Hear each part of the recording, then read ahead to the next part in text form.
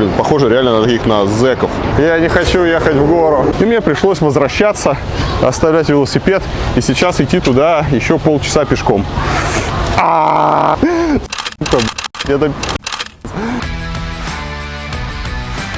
Едем по Нью-Йорку на велосипеде. Мне нужно было с 59-й улицы и 7-й авеню доехать до 49-й улицы и 3-й авеню пешком. Там нужно было идти практически час, 39 минут, пешком нужно было идти 39 минут, на метро, на общественном транспорте ехать 38 минут, на машине 20, на велосипеде 15. Поэтому куда мы без велосипеда в большом городе?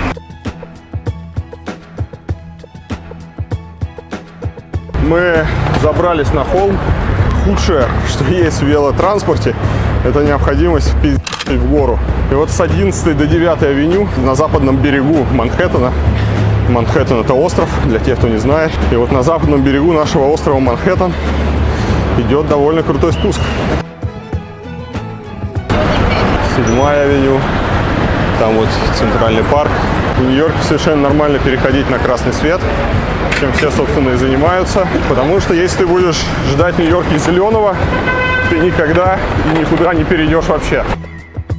Смотрите, сужение на пешеходном переходе. Все пока сделано так немножко криво. Вот вся эта история с урбанизацией, вся эта история с общественными пространствами, велоинфраструктура, она сравнительно недавно началась, потому что раньше-то Нью-Йорк был совсем неудобный город для велосипедистов. У тебя сейчас едет кто хочет и где как хочет. 6-я авеню. На машине вообще самая бесполезная вещь на Манхэттене. Вечные пробки. Осторожней, мадам. Конечно, из-за грузовиков ехать неудобно. Но, кстати, на велосипедах, тут видите, специальная табличка, что имеется в виду, что у грузовика слепая зона. Вот как раз где я еду, и он вас не видит. А на смартах ездит трафик-полиция. Да, можно по дороге идти, конечно. Так, не спеша, не оглядываясь. 5-я авеню, а это значит, что мы не проедем, потому что там все перекрыто барьерами. Так, а здесь у нас что-то случилось. Какое-то ЧП. Видимо, кто-то приехал. Да, из-за этого, видите, еще одну улицу перекрыли. Видите, как одну улицу перекрыли из-за Трампа, другую около отеля. И, видимо, какие-то гости высокопоставленные прибыли. Да, такой ты красивый стоишь, такси ловишь. Нет, чтобы Uber вызвать. Вау, велодорожка. Ну да, конечно. Эти ужасные вонючие мусоровозы ездят по Манхэттену круглосуточно. Как хорошо, что в Москве днем в центр не пускают грузовики. Вот на Манхэттене, видите, они снуют постоянно. Велодорожку никто не уважает. Единственный плюс, что они все стоят, а мы едем. Обратите внимание, что у нас за 5-й авеню идет Парк-авеню. Это та самая, которая у нас начинается с вокзала. Под ней железнодорожные пути закопаны. Она идет на север. И на Парк-авеню дальше, по-моему, с 70-х улиц начинается самая дорогая в Нью-Йорке недвижимость. Друзья, посмотрите на эту грязную велодорожку. Вся в каком-то говне, тряпках и всем остальном. Как вы думаете, почему ее перекрыли? Почему перекрыли этой желтой лентой и что они собираются здесь делать? Ну, давайте подумаем. Наверное, они хотят эту велодорожку помыть. Или, может быть, они хотят заделать в ней ямы. Вот эти вот ямы. Нет, они эту велодорожку красят прямо вот по грязи. Не только у нас прямо на грязь наносят краску, но и в Америке. Блин, похоже реально на таких, на зэков, которые вообще бать чего не делают. Сказали красить дорожку, ну они и красят. А то, что вся велодорожка в каком-то говне, да, какая разница? Вот прямо на грязь. Это у нас станция проката городских велосипедов City Bike. Вот, а здесь есть такая вот колонна для ремонта велосипедов. Такие колонны сейчас появляются уже и в России, и никого не удивишь. Но, тем не менее, удобно. Здесь есть такой насос, если вам нужно подкачать колесо. И есть необходимый набор инструментов, чтобы подтянуть все, поделать. Они довольно удобные. И народ ими активно пользуется. Если вы часто пользуетесь, есть карточка, которую просто прикладываешь, берешь велосипед. Все это делается буквально за секунду. Так, значит, мы берем велосипед. Бла-бла-бла. Все, подтверждаем оплату, да, 13,7. Едьте в полосе движения, соблюдайте светофора, не пиздите. Короче, по тротуарам не надо ездить. Все, у нас есть код. Мы теперь подходим к какому-нибудь велосипеду. Ну, например, вот новый. Вообще, смотри, да? Так, с фонарем более новые. Раз. И еще фишка есть. У некоторых переключается передача. Есть 3 передачи. Да. А на совсем новой последней модели здесь как бы все так плавно. То есть здесь нет конкретных передач. Здесь она плавно регулируется. 2, 1, 2. Ага, я взял велосипед. Ну все, а с Димой мы прощаемся. Дима, запомните эту лысую голову, это лучший риэлтор Нью-Йорка. Если вам нужна квартира, если у вас есть миллион, даже если у вас нет миллиона, в общем, любая недвижимость по Нью-Йорку, вот к этому человеку в описании все на него ссылочки, реально самый лучший риэлтор, который только может быть в Нью-Йорке. Задача у нас не из легких, задача у нас на велосипеде объехать Манхэттен. Мы сейчас едем в Бушвик. Так, ну что, друзья, пока мы едем, давайте немножечко изучим нью-йоркскую велоинфраструктуру. Здесь идет отдельная велодорожка. Для пешеходов есть вот там вдоль воды. Но вот сюда нельзя заходить пешеходом, туда нельзя заезжать велосипедистам. От дороги она отделена вон деревьями, такими кустами. Справа здесь такая вот бурная растительность. И там деревянные тропинки для пешеходов. Помимо этого тут, как обычно, сделано много вот таких вот зон со стульчиками в тени деревьев. Общественные пространства, спортивные, детские площадки.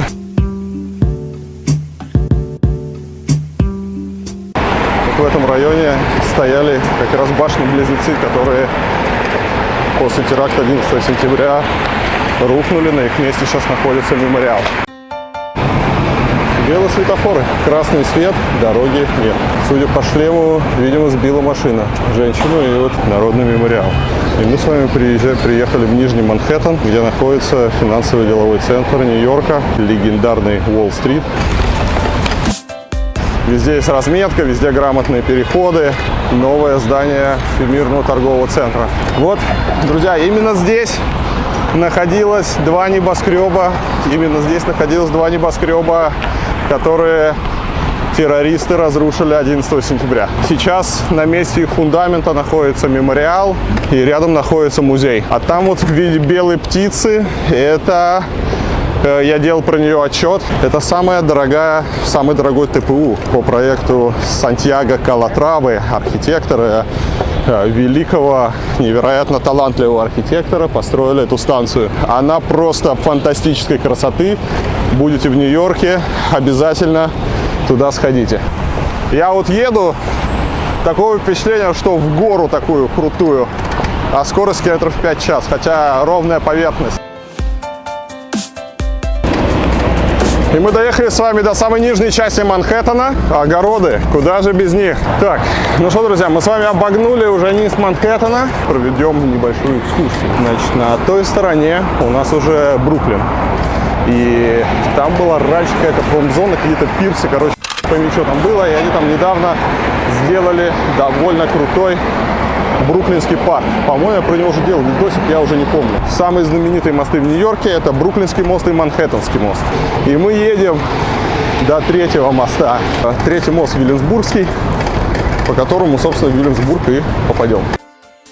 Раньше на этой набережной была полная жопа, какие-то свалки. Именно здесь американские фотографы в 70-х годах делали шокирующие кадры, когда какие-то бездомные греют руки над горящими бочками, и на фоне возвышаются два небоскреба Всемирного торгового центра.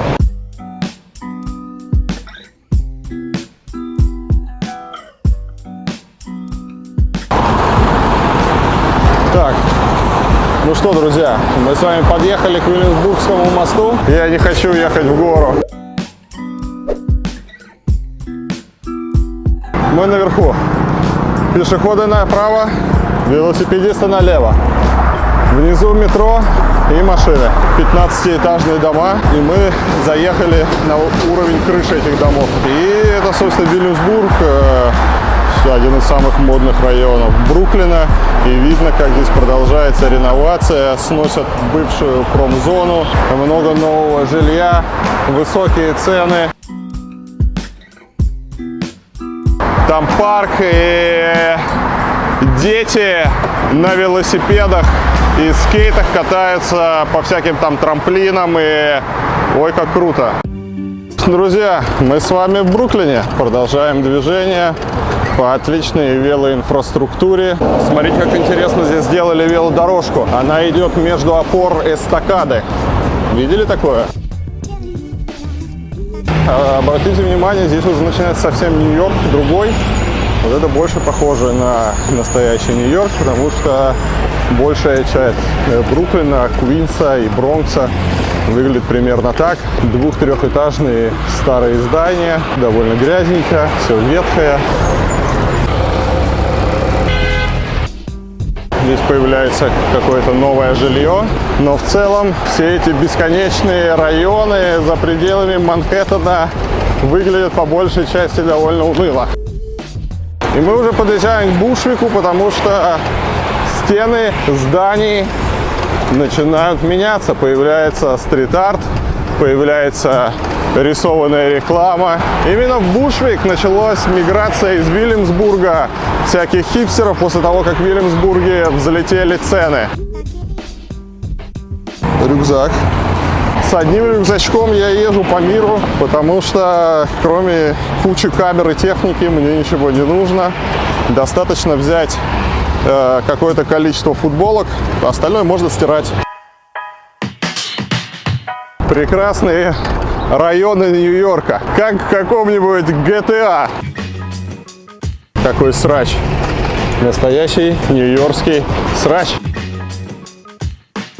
В таких районах все время кажется, что вот где-то уж здесь-то точно должны какие-нибудь гангстеры выйти и отнять у тебя велосипед. Потом я вспомнил, что велосипед прокатный, и мне в принципе пофиг. Хотя, с другой стороны, если у меня гангстеры отнимут велосипед, то придется заплатить штраф $1200.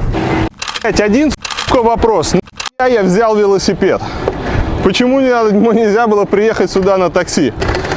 Как еду по этой промзоне, по этим убитым дорогам? Куда смотрит департамент транспорта Нью-Йорка? Это что такое? Друзья, сдав велосипед сейчас на стоянку, я хочу кое-что вам сказать. Я не уверен, что этот совет откроет вам глаза на устройство мира, но все же хочу напомнить. Есть хорошее правило. Сначала подумай, потом сделай. Когда вы берете на прокат велосипед, нужно подумать, будет ли в месте назначения станции, где вы можете его оставить. Доехав через ужасные промзоны, через все это говно до Бушвика, до нужные мне районы, где я хотел посмотреть стрит-арт, ко мне подъезжают на таких же прокатных велосипедах две девушки и спрашивают: молодой человек, разрешите обратиться, а вы не знаете, где здесь стоянка, где можно сдать эти велосипеды? Я сказал: я не знаю, я тоже только приехал и тоже ее ищу. Они говорят: да, а то мы нигде не можем ее здесь найти. И тогда я открываю приложение, и приложение показывает, что ближайшая стоянка находится в 2 километрах, что до Бушвика, до вот этого центра, где весь стрит-арт, еще прокат не дошел. И мне пришлось возвращаться, оставлять велосипед и сейчас идти туда еще полчаса пешком. Это почему я сразу не поехал на метро? Довольно разношерстный стрит-арт. В основном всякое говно, но иногда попадаются крутые работы всемирно известных художников. В общем, есть настоящая жизнь, и если вы молод и полон сил, то приезжайте в Бушвик.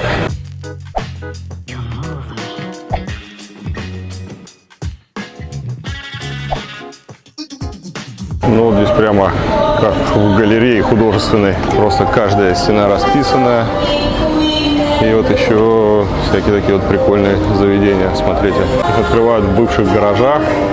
там вот бары, а вечером тут вообще такая движуха сумасшедшая. А вот смотрите, кстати, какая интересная работа, она частично выходит на асфальт. Судя по тому, что ее не вытоптали, нарисовано совсем недавно. Это все краска, это не наклейка, это все краска и нарисовано совсем недавно. Вот, очень крутая акула. Посмотрите, это настоящая живопись. То есть это не так себе мазня, это настоящее искусство. Тут, кстати, идет реклама. И в последнее время очень модно стало рекламу рисовать на фасадах, прямо как в Москве. Эл Секкис какой-то. Птички. И вот довольно известная работа пианиста со скованными руками. При этом здесь можно рассматривать не только крупные работы, но и каждую дверь, потому что здесь все эти вот стикеры, наклейки, какие-то маленькие работы. А вот черепаха. Помните работу с зайчиком? Вот это вот пчела и черепаха теперь. Вот здесь какие-то индейцы, наверное, еще не закончено. Есть, конечно, еще целое направление с различными наклейками, аппликациями. Ну и, конечно, у нас повсюду Трамп. Смотрите, девочка, у которой дерево превращается в волосы. Здесь, конечно, надо брать все-таки велосипед и ездить по многочисленным кварталам, потому что пешком здесь все не обойти, очень много работ. И за каждым углом что-то скрывается, огромный район. Сюда можно на целый день приехать. Да, район крутой. Запоминайте, Бушвик или станция метро Джефферсон Стейшн.